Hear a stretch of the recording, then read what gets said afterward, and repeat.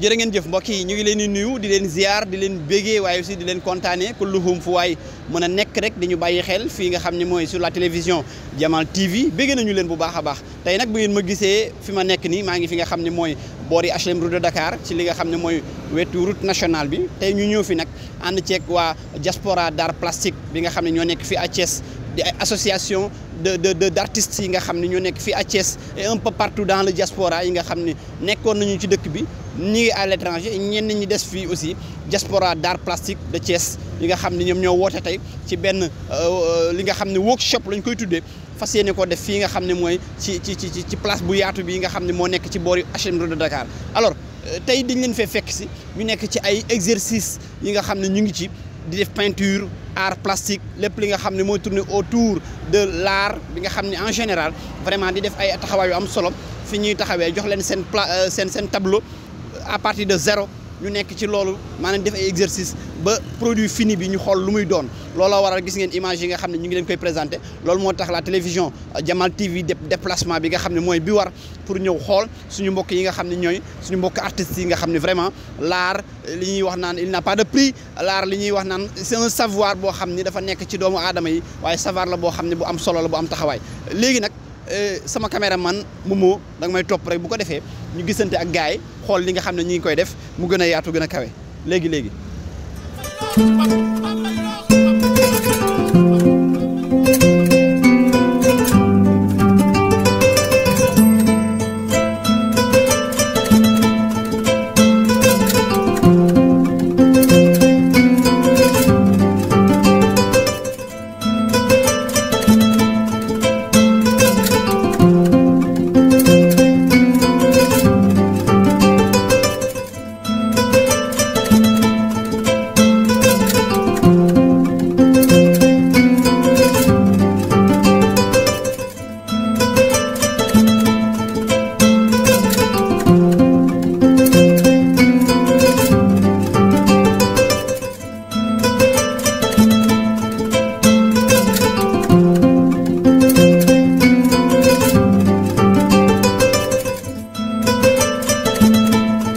artistes yi ku ci nekk ñu jox la sa tableau ñu ngi ci seen ay exercice ñu ngi ci seen lépp li nga xam ne dañu ko war a yaatal bu ko defee mu gën a kawe te des artistes li ñu naan art moom dafa nekk lu inédit lu doy waar xaaral ma gisanteeg sëriñ bi ñu ngi lay nuyu di la ziar di la jaajëfal bu baax bàyyi la nga présenté wu sur la télévision Jamal TV. Ok, moi c'est mon nom d'artiste c'est Abou Mbeng.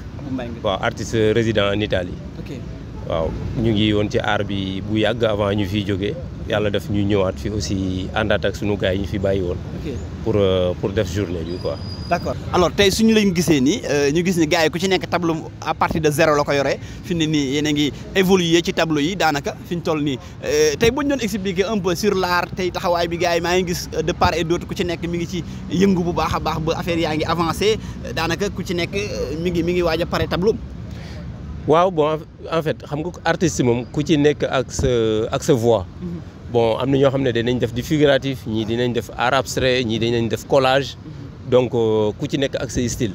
donc ba ñu ñëwee ku nekk xam nga li nga bëgg a def. donc dem nga jël sa toile mu nga partir ko ci blanc pour jël couleurs yi ñi teg seen collage liggéey ainsi de suite quoi. mais ku ci nekk daal am nga sa propre style boo xam ne yaa ngi koy def. donc bu ñu paree ci kanam. résultat yi dina gën a feeñ couleurs yi aussi dina gën a génn. incha allah.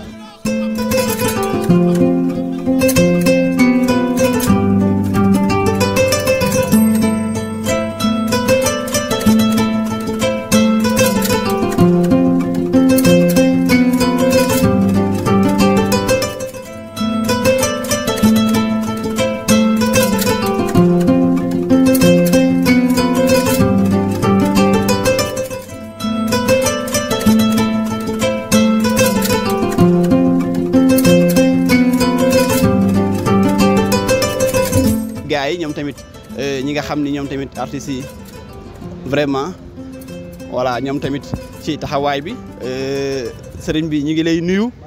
di la ziar di la delloo ziar bu baax a baax tur bi présentation bi. voilà Chérif Aïdara. président de l'association plastique des artistes plastiques de Thiès ADAPT. ADAPT ok voilà ok alors tey lan mooy taxawaay bi. ci li nga xam ne mooy li ngeen initié tey fii depuis ce matin. waaw bon voilà kontaan ci parce que depuis quelque temps. ñu ngi sentiroon ni que mouvement artistique dañ nekkoon un peu en léthargie. dafa xawoon gars yi xaw a làqu kenn déggatu leen kenn ñu làqatut alors que boo constaté Thiès ça regorge de potentialité. C'est plein d'artistes. Surtout de plasticiens. Mais souvent méconnus. ñu ci bari dañu mujj émigré tukki. li sabab nag tey peut-être rencontre bi. muy une très belle initiative que je salue à sa juste valeur. mooy que association des plasticiens ressurgir na. Si je peux dire ressuscité na. mi ngi dundaat mi ngi tegu sur de nouvelles bases. pour que tout le monde ñu travailler la main dans la main. travailler dans la collégialité. ku ci nekk bénéficier wu ci. projet bi nag c'est venu à son heure parce que ñun ADAPT. ak les artistes plasticiens de la diaspora. ñoo xam ne aussi ils font partie intégrante de l'ADAPT. ñoom it ci la ñu bokk. ñoom la ñu lëkkalool actuellement nii. pour réaliser ces œuvres-là que vous voyez ku ci nekk ñu ngi à pied d'œuvre di liggéey. loolu tey jii vraiment ñu ngi koy saluer. di ñaan. vraiment mu continuer. et que projection yi ADAPT di def. sous ma présidence. c'est que Biennale Off bii di ñëw. ñu ngi koy préparer. parce qu'on va l'organiser à Thiès Inch'Allah. Tous les plasticiens vont participer bu soobee yàlla. Même ceux de la diaspora dañ leen bu ñu mënoon am ay œuvres yu ñëw dañ leen di exposer en même temps. mais que man aussi sous mon magistère. bëggoon naa fexe ba samay projet pour les plasticiens. mooy que ñu am une galerie digne de ce nom au niveau de Thiès parce qu'on en a besoin on n'a pas d'espace d'épanouissement. daf ñu manquer. surtout ça. dafa manquer les espaces d'exposition aussi. amul. J'en ai discuté avec certaines autorités ils l'ont bien accueilli te xam naa ni on aura gain de cause. mais dañu bëgg galerie bu gën galerie nationale. qui pourra accueillir même les artistes étrangers. ba biennale bu dee amati du ñu wax off sax dañuy wax in à Thiès. ñun loolu la ñu soxla actuellement nii au niveau de Thiès. naturellement on va continuer à créer des workshops. pour raffermir les liens entre les plasticiens. et on invite tout le monde. sans exclusive. na ñëpp ñëw bokk. kuy wuyu plasticien tu viens nga affilié wu. nga jënd carte de membre. nga bokk. dañuy soxla sa idée dañuy soxla sa compétence dañuy soxla parce que espace d'échange. moi je dis toujours que je suis un éternel étudiant. surtout. parce que da ngay jàng toujours. su ma jegee un artiste mu nekk autodidacte. c'est vrai autodidacte. mais il a des compétences yoo xam si man mën na ma réer quelque part. damay am bénéficier wu ci moom ci contact boobu. donc espace d'échange boobu ñun dañ ko soxla au niveau de Thiès. effectivement tout à l'heure maa ngi gis sànq xale yi jege la des élèves du lycée jege la. ça veut dire que y a des enfants même. qui ont cet amour de l'art. tout à fait et que xamuñu comment faire pour l'épanouir wala pour gën ko mën a véhiculer. tout à fait aussi loolu tamit. xam nga lu ñu ñàkk xam au Sénégal. l'art c'est une discipline d'éveil. L'art c'est une discipline d'éveil. Ça rend intelligent l'individu. moo tax xam nga tubaab bi foofu la ñu rawee. dañuy nekk à bas âge xale bi da nga koy gis mu nekk sax à l'école maternelle di griffonner. nga naan fo la. fo boobu nag mi ngi forger une personnalité. yaa ngi dégg. fo boobu muy fo ñu jàpp ni fo la. mi ngi forger une personnalité. parce que en réalité tous les grands penseurs que l'humanité a connus ont été de très grands dessinateurs. Effectivement. En passant par Van Gogh, en passant, qui sont des architectes émérites, qui sont des scientifiques, des physiciens, ils ont eu leur atelier de dessin. Parce que le dessin forge la personnalité. Chez les élèves, ça développe l'intelligence, ça développe la vision, ça développe la dextérité, l'agilité au niveau de la main. Donc, dama ni leen yéen xale yi bi ñu ñëwee gis ma, dama leen ok, yéen seen école amu leen ko. mais bu ngeen demee seen kër. na ngeen commencer di griffonner di def ay dessins d'observation. jël leen sama contact après ñu waxtaan. moi je peux vous guider. parce que loolu la parce que on manque de scientifiques au Sénégal. C'est vrai. Mais à travers l'art on peut créer des scientifiques. man quand je travaille sur la morphologie par exemple humaine. dama ko xale ñu xaw a jaaxle ma ne ko vous savez que la hauteur de ton nez est égale à la hauteur de tes oreilles. mu xoolaat ma. ma ne ko tu sais que la distance qui sépare vos deux yeux c'est la dimension d'un œil. mu xool ma c'est ça c'est scientifique. C'est vrai. Quand je dessine la perspective cavalière, je suis en train de maa ngi liggéey ci la géométrie dans l'espace. Effectivement. Donc c'est presque une discipline dans les établissements qui est transversale. OK. Ça touche à la morphologie SVT. Ça touche à la couleur parce que xam nga boo même le professeur géo. da lay dessiner loo carte. C'est vrai. Carte bi c'est illustré par une légende. Effectivement. Légende boobu c'est coloré. Effectivement. Résumé la boo xam ne si ça parle avec la carte. Donc yooyu yëpp c'est des éléments yoo xam dañ ko xaw a négliger. À telle enseigne que même les études parce que c'est coefficient 1 dans les établissements.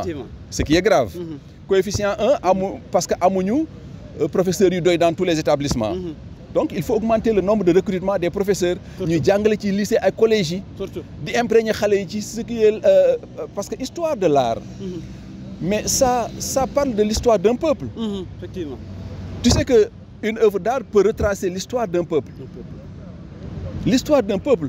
Kii mi ngi may wax les Mayas. Kii mi ngi may wax et cetera les trucs de quand tu travailles sur l'Égypte antique. nga nekk ci les pyramides et cetera. Tu fais des œuvres yoo xam ne day immortaliser. la vie d'un peuple ou d'une ethnie. Ko xaw a négligé dans nos établissements à telle enseigne que dafay mujj xale yi même boo doggee ci kër nga gis sa doom des na nga ni ko bàyyi lii fooy bi ngay def te jàngi sa leçon. yaa ngi ko yàqal lu bari loo xamul. lu bari loo xamul.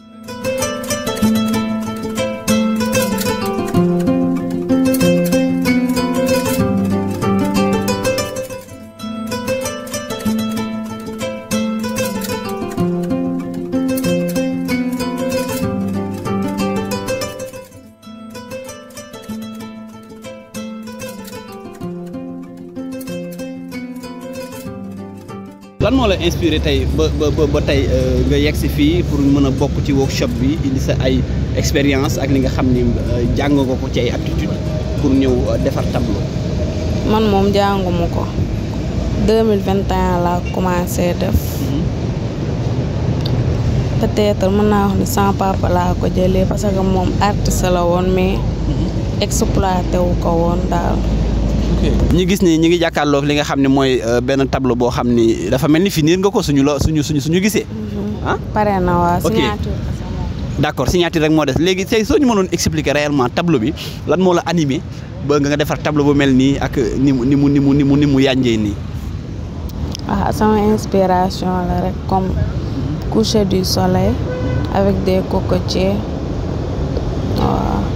ok coucher du soleil avec des cocotiers. tey tableau bii nga toog fii nga toog nga ko defaree fii la pare donte signature rek moo ci des tey yëg-yëg bi ak message bi ci ñi nga xam ne ñoo bëgg aar nekk ay xale di fi jaar di xool ban message nga leen mën a lancer ñoom. pour ñi nga xamante ne dañ koo bëgg a def daal te mënuñu ko man musée laa nekk musée d'art bi nekk côté ville. waaw foofu laa nekk. te bi ma commencé foofu ba léegi 1 an lay mat man foofu laa gën a maîtriser art bi. ok mbokk yi loolu lañ leen indiloon tey fi nga xam ne mooy fii ci boulevard bi nga xam ne moo nekk ci wetu route nationale bi fii ci boori HLM Route de Dakar ñëwoon tey ànd ceeg waa diaspora d'art vraiment mu nekk ay mbokki artistes yoo xam ni pétri de talent vraiment gis ngeen li nga xam ni mooy image yu extraordinaire yi nga xam ne ñu ngi koy wane tey mu nekk benn workshop bu am solo bu am njariñ boo xam ni suñu mbokk artistes yi qui sont un peu au Sénégal et à l'étranger dajaloo gën a def seen benn dajaloo gu am solo goo xam ne li olof di wax naan benn ñaara mën kenn te ñett du ñu bëre donc organisation bi nga xam ne ñu ngi ci des gens yoo xam ne ils sont à l'extérieur ñëw nañu bokk ci te nekk ci biir yàgg cee nekk ak ñi nga xam ne ñu ngi fii au Sénégal rawat na fii dans la ville de Thiès am taxawaay looloo tax tey ñuy initier li nga xam ne mooy workshop bi nga xam ne suñu mbokki artistes yi bi ñuy ñëwee ñu jox leen ay tableau ku ci nekk def sa exprimer li nga xam ne mooy sa ay say ressenti li nga xam ne xalaat nga ko mu nekk lu nice mu nekk lu am solo loo xam ne vraiment c'est à magnifier et je pense que ni xëy na ñi nga xam ne mooy les autorités dinañ ci jàpp bu baax a baax dégg naa ci yéene yi aussi ñu koy wax benn galerie d'art boo xam ne fii day nekk pour tous les Thiessois pour toutes les personnes yoo xam ne dinañu atterrir fii à Thiès ngir ñu mën a exposer li nga xam ne mooy ay œuvres d'art yu extraordinaire li ñu naan l'art n'a pas de prix waaye aussi dina am solo bu baax a baax li nga xam ne mooy ay exposition internationale ci sa ay yéene yi nga xam ne wax nañu ko on a entendu le chargé de communication wax ko ci moom tamit vraiment dana am njëriñ dana am solo bu baax a baax ci mën a gën a may les artistes de s'exprimer gën a mën a génne seen i yéene gën a mën a génne li nga xam ne mooy seen i ay talent bu ko defee mu gën a yaatu ki nga xam ne mooy le chargé de com wax na ko léegi donc mbokk yi du ñu def lu dul tàgguwaat leen jaajëfalaat leen bu baax a baax di wax nañu jàppale artistes yi ndax ay nit ñu am njëriñ lañ nit ñu am taxawaay lañ te art dafa nekk loo xam ne xale yi nga xam ne ñu ngi ci ginnaaw te bëgg art ñu mën leen gën a initier sur la chose comme ni ko suñu mbokki artistes yi doon waxee sànq bi ñuy exprimer wu donc jaajëfal leen bëggewaat leen kontaane waat leen bu baax a baax ngeen àndoon ceeg seen mbokk Moustapha à la présentation waaye aussi ma ñëwoon àndoon équipe bu Jamal TV sama caméraman bi nga xam ne mooy Mouhamed di ko bëggee bu baax a baax di ko jaajëfal nekkoon ci caméra yi ak lépp loo xam ne moo ci ne ak son yeeg yëpp macha allah di bëggee ak di ziar suñu chargé de programme mi nga xam ne mooy Mortal équipe Jamal TV déplacé woon fii ñëw wan leen li nga xam ne mooy liggéey bu rafet bi nga xam ne bu jaar yoon bi nga xam ne suñu mbokki artistes yi ñi ngi koy def et que ñi ngi exprimer à travers li nga xam ne mooy seen ay ressenti à travers li nga xam ne mooy ay yëg-yëg et que l'art n'a pas de prix comme on a si bien l'habitude de le dire mu nekk taxawaay am solo jaajëfalaat leen joxaat leen di dégg beneen yoon ak beneen taxawaay jaa ngeen jëf et merci beaucoup